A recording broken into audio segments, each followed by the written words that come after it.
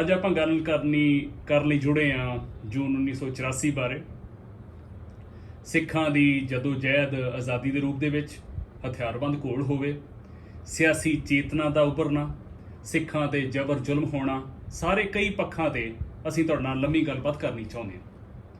ਸਭ ਤੋਂ ਪਹਿਲਾਂ ਸ਼ੁਰੂਆਤ 'ਚ ਦੱਸੀਏ ਕਿ ਤੁਹਾਨੂੰ ਲੋਕ ਡਾਕਟਰ ਮਨਜੀਤ ਸਿੰਘ ਭੋਮਾ ਦੇ ਨਾਮ ਨਾਲ ਜਾਣਦੇ ਆ। ਤੁਹਾਡਾ ਨਾਮ ਆਲ ਇੰਡੀਆ ਸਿੱਖ ਸਟੂਡੈਂਟਸ ਫੈਡਰੇਸ਼ਨ ਦੇ ਨਾਲ ਜੁੜਦਾ।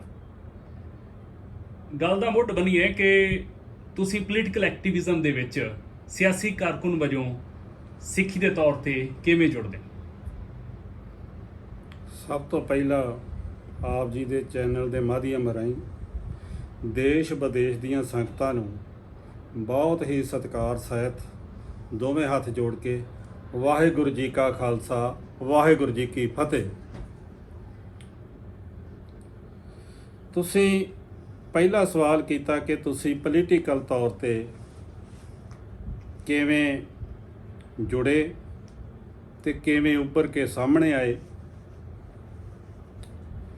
ਵੇਖੋ, ਅਸੀਂ ਸੰਤ ਬਾਬਾ ਜਰਨੈਲ ਸਿੰਘ ਜੀ ਖਾਲਸਾ ਭਿੰਡਰਾਂ ਵਾਲਿਆਂ ਨਾਲ ਤੇ ਆਲ ਇੰਡੀਆ ਸਿੱਖ ਸਟੂਡੈਂਟ ਫੈਡਰੇਸ਼ਨ ਦੀ ਰੂਹੇ ਰਵਾਂ ਭਾਈ ਸਾਹਿਬ ਭਾਈ ਅਮਰੀਕ ਸਿੰਘ ਜੀ ਦੇ ਨਾਲ ਕਰੀਬ 1980 ਤੋਂ ਬਾਅਦ 1980 ਦੇ ਕਰੀਬ ਹੀ ਅਸੀਂ ਮੈਟ੍ਰਿਕ ਤੋਂ ਬਾਅਦ ਹੀ ਦੋਵਾਂ ਪੰਥ ਦੀਆਂ ਮਾਇਆ ਨਾਜ ਹਸਤੀਆਂ ਦੇ ਨਾਲ ਜਿਹੜਾ ਵਾ ਅਸੀਂ ਜੁੜ ਚੁੱਕੇ ਸੀ। ਉਸ ਵੇਲੇ ਇਹਨਾਂ ਦੋਵਾਂ ਚੁੰਬਕੀ ਸ਼ਖਸੀਅਤਾਂ ਦੀ ਜਿਹੜੀ ਵਿਚਾਰਾਂ ਦਾ ਜਿਹੜਾ ਪ੍ਰਭਾਵ ਆ ਉਹ ਸਾਡੇ ਦਿਲ ਦਿਮਾਗ ਤੇ ਜਿਹੜਾ ਵਾ ਦਿਨ ਬ ਦਿਨ ਜਿਹੜਾ ਅਸਰ ਕਰਦਾ ਜਾ ਰਿਹਾ ਸੀ। ਫਿਰ ਜਦੋਂ ਅਸੀਂ ਮੈਟ੍ਰਿਕ ਤੋਂ ਬਾਅਦ ਕਾਲਜ ਦੇ ਵਿੱਚ ਐਡਮਿਸ਼ਨ ਲਈ ਤੇ ਸੁਭਾਵਿਕ ਤੌਰ ਤੇ ਹੀ 1980-81 ਦੇ ਵਿੱਚ ਵੀ ਕਰੀਬ ਖਾਸ ਕਰਕੇ ਖਾਲਸਾ ਕਾਲਜ ਅੰਮ੍ਰਿਤਸਰ ਦੇ ITI ਜਾਂ ਹੋਰ ਜਿਹੜੇ ਹਿੰਦੂ ਕਾਲਜ ਸੀ, DAV ਕਾਲਜ ਸੀ, ਗੁਰੂ ਨਾਨਕ ਦੇਵ ਯੂਨੀਵਰਸਿਟੀ ਸੀ ਜੀ, ਇਹ ਪੰਜ ਪ੍ਰਮੁੱਖ ਜਿਹੜੇ ਵਿਦਿਅਕ ਅਦਾਰੇ ਸੀ ਉਸ ਸਮੇਂ ਦੇ। ਇਹਨਾਂ ਦੇ ਵਿੱਚ ਕਾਮਰੇਡਾਂ ਦਾ ਪੂਰਾ ਜਿਹੜਾ ਵਾ ਬੋਲਬਾਲਾ ਸੀ ਉਸ ਵੇਲੇ ਜੀ।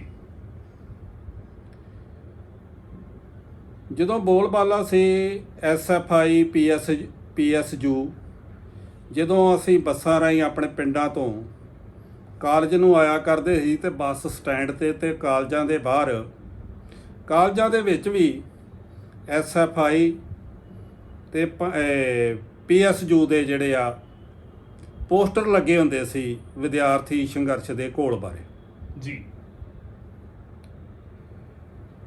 ਪਰ ਉਸ ਵੇਲੇ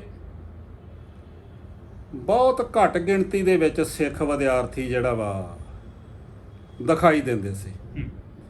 ਕੇਸਰੀ ਦਸਤਾਰ ਤੇ ਸ਼ਾਇਦ ਹੀ ਆ ਕੋਈ ਉਸ ਵੇਲੇ ਜਿਹੜਾ ਵਾ ਸਜਾਉਂਦਾ ਹੋਵੇ ਜੀ।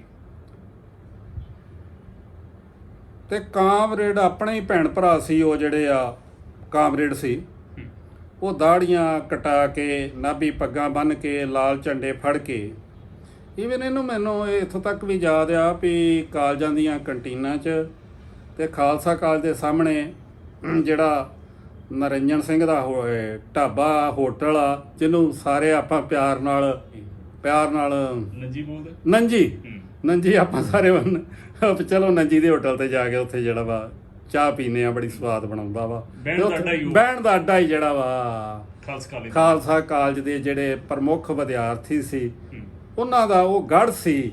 ਖਾਲਸਾ ਕਾਲਜ ਤੋਂ ਬਾਹਰ ਨੰਜੀ ਦਾ ਜਿਹੜਾ ਵਾ ਹੋਟਲ ਹੋਇਆ ਕਰਦਾ ਸੀ। ਉੱਥੇ ਕਾਮਰੇਡ ਮੈਂ ਸਿਗਰਟਾਂ ਪੀਂਦੇ ਵੀ ਵੇਖੇ ਆ,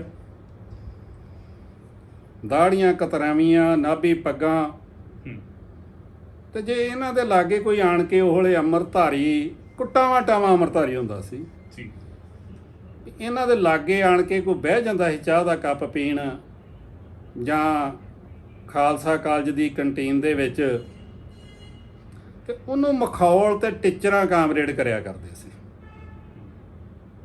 ਓਏ ਗਿਆਨੀ, ਟਾਉਂਟਿੰਗ ਰੋ ਦੇ ਵਿੱਚ ਉਸ ਵੇਲੇ ਉਹ ਗਿਣਤੀ ਦੇ ਵਿੱਚ ਇਕੱਲਾ ਹੋਣ ਕਰਕੇ ਬੇਵੱਸ ਤੇ ਆਪਣੇ ਆਪ ਨੂੰ ਬੇਇੱਜ਼ਤ ਤੇ ਅਪਮਾਨਿਤ ਸਮਝਦਾ ਸੀ, ਜਿਹਨੂੰ ਟੌਂਟਿੰਗ ਹੋ ਰਹੀ ਸੀ। ਉਹ ਅੰਮ੍ਰਿਤਧਾਰੀ ਸਿੰਘ ਹੁੰਦਾ ਸੀ, ਗੁਰਮੁਖ ਹੁੰਦਾ ਸੀ, ਪਰ ਉਹਨੂੰ ਸਜ਼ਾ ਕਾਮਰੇਡ ਹੋਏ ਗਿਆਨੀ ਵੀ ਇਕੱਲਾ ਇਹ ਕੀ ਸਾਡਾ ਜਿਹੜਾ ਵਾ ਕਰ ਲੂਗਾ। ਹਾਲਤ ਇਹ ਸੱਚਾਈ ਆ ਜੀ। ਫਿਰ ਮੈਨੂੰ ਉਹ ਦਿਨ ਵੀ ਯਾਦ ਆ ਜਦੋਂ 20 ਸਤੰਬਰ, ਥੋੜਾ ਮੈਂ ਪਹਿਲਾਂ ਹੋਰ ਕਰ ਲਵਾਂ, ਜਦੋਂ ਭਾਈ ਅਮਰੀਕ ਸਿੰਘ ਜੀ ਖਾਲਸਾ ਕਾਲਜ ਪੜ੍ਹਦੇ ਸੀ ਹਾਂਜੀ। ਤੇ ਉਹਨਾਂ ਦੀ ਆਰਥਿਕ ਹਾਲਤ ਬਹੁਤ ਮਾੜੀ ਸੀ, ਪਰਿਵਾਰ ਦੀ ਜੀ।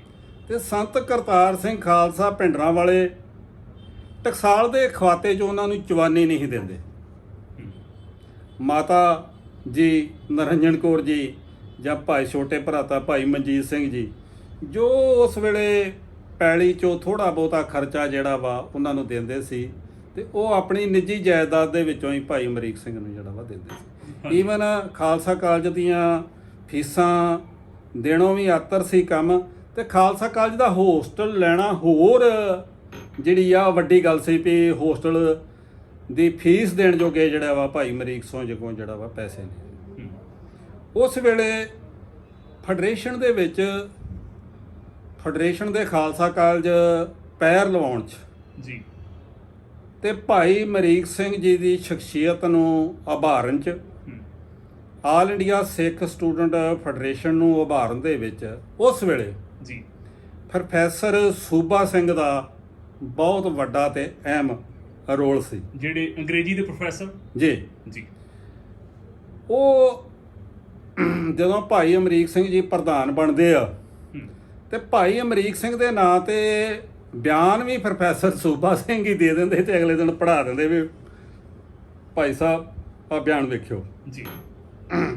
ਇਸ ਤਰ੍ਹਾਂ ਕਰਦਿਆਂ ਨਾ ਭਾਈ ਸਾਹਿਬ ਦਾ ਨਾਮ ਵੀ ਬਣਾਇਆ। ਤੇ ਮੁੜ ਕੇ ਕਾਮਰੇਡਾਂ ਦਾ ਇਸ ਕਰਕੇ ਉੱਥੇ ਦਬਦਬਾ ਵੀ ਉਹ ਆਪਣੇ ਕਾਲਜ ਸਟ੍ਰਾਈਕ ਕਰਾਉਂਦੇ ਸੀ ਵਿਦਿਆਰਥੀਆਂ ਦੇ ਹੱਕ ਦੇ ਵਿੱਚ, ਤੇ ਲੋਕ ਉਹਨਾਂ ਦੇ ਨਾਲ ਵਿਦਿਆਰਥੀ ਖੜ੍ਹਦੇ ਸੀ ਜੀ।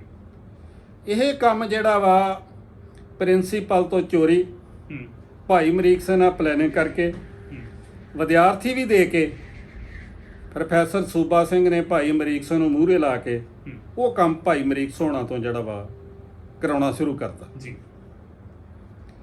ਜਦੋਂ ਕਰਾਉਣਾ ਸ਼ੁਰੂ ਕਰਤਾ ਤੇ ਕਾਮਰੇਡਾਂ ਦੇ ਕੰਨ ਖੜੇ ਹੋ ਗਏ ਵੀ ਇਹ ਕਿੱਧਰੋਂ ਆ ਗਏ।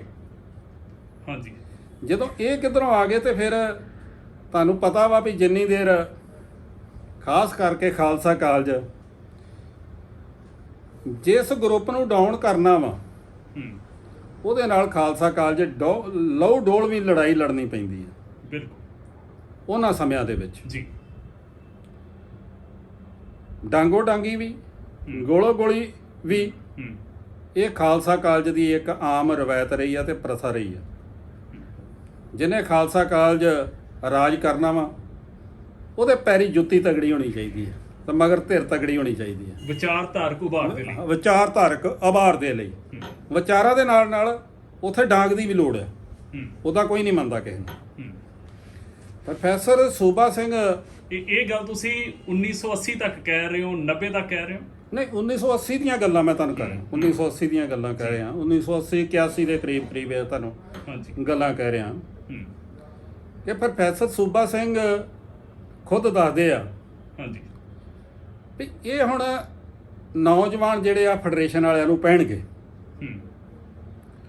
ਉਹ ਦੱਸਦੇ ਆ ਵੀ ਮੈਂ ਖਾਲਸਾ ਕਾਲਜੋਂ ਗਿਆ, ਇੱਕ ਨੌਜਵਾਨ ਨੂੰ ਮੈਂ ਨਾਲ ਲਿਆ ਤੇ ਹਾਲ ਗੇਟੋਂ ਅਸੀਂ ਜਿਹੜੇ ਆ ਉਹ ਹਾਕੀਆਂ ਤੇ ਜਿਹੜੇ ਬੈਟ ਬੱਲੇ ਹੁੰਦੇ ਆ ਉਹ ਲਿਆ ਕੇ ਤੇ ਖਾਲਸਾ ਕਾਲਜ ਇੱਕ ਕਮਰੇ 'ਚ ਰੱਖ ਦਿੱਤੇ। ਮੈਂ ਤੁਹਾਡੀ ਗੱਲ ਥੋੜੀ ਜਿਹੀ ਵਧਾਉਣਾ ਅੱਗੇ ਕਿ ਪ੍ਰੋਫੈਸਰ ਸੂਬਾ ਸਿੰਘ ਨੂੰ ਮਿਲਿਆ ਸਾਂ, ਉਹ ਕਹਿੰਦੇ 13 ਰੁਪਏ ਦੀ ਹਾਕੀ ਖਰੀਦੀ ਹਾਲਗੇਟ। ਮੈਂ ਉਹੀ ਗੱਲ ਦੱਸ ਰਿਹਾ, ਗੱਲ ਉਹ ਆਪਣੀ ਮੇਲ ਖਾ ਰਹੀ ਹੈ ਨਾ। ਹਾਂਜੀ।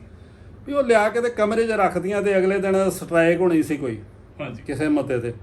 ਉਹ ਕਾਮਰੇਡ ਜਿਹੜੇ ਆ ਅਗਲੇ ਪਾਸੇ ਜਿਹੜੇ ਆ ਅੜੇ ਜਦੋਂ ਅੜੇ ਤੇ ਇਧਰੋਂ ਪੂਰੀ ਤਿਆਰੀ ਸੀ ਤੇ ਉਹਨਾਂ ਕਿਹਾ ਵੀ ਇਹ ਤੇ ਉਹੀ ਇੱਕ ਦੋ ਬੰਦੇ ਕੀ ਸਾਡਾ ਜਿਹੜਾ ਵਾ ਕਰ ਸਕਦੇ ਆ।